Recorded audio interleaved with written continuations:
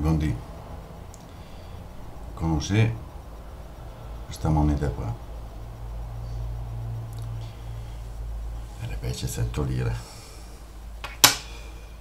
Cosa vale queste 100 lire adesso? Niente, perché è l'euro.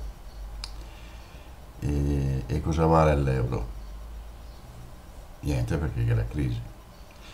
Allora, Televignole la voleria proporre un buon investimento.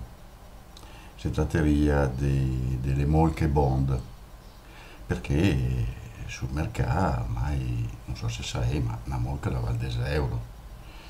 Non è poco, eh? Allora, guarda questa cravatina qua, Margheritina. Noi siamo incontrati da anni con quelli della Margherita, da quando che era Gaetano Turini, Delai.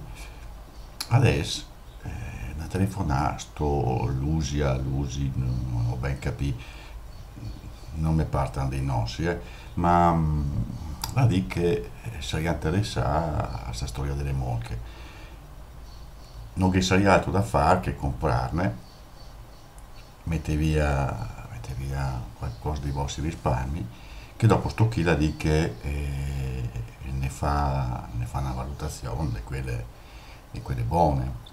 Quindi è un buon investimento per noi, Repubblica che siamo mai i primi passi, per voi che magari da qui a una notte vi troverete qualcosa da comprare che non so, il triciclo a boccia, non so, un vestito no fa la sposa, mi seghe su, allora mi magari fa una roba in impressione di adesso vedo col tecnico se riusciamo a mettere i numeretti perché insomma non ne capisco importante. Lei sto Lusia che mi ha detto guarda tante mando la cravatta e dopo ti mando anche le tabelline lì in seghe sola perché di sti tempi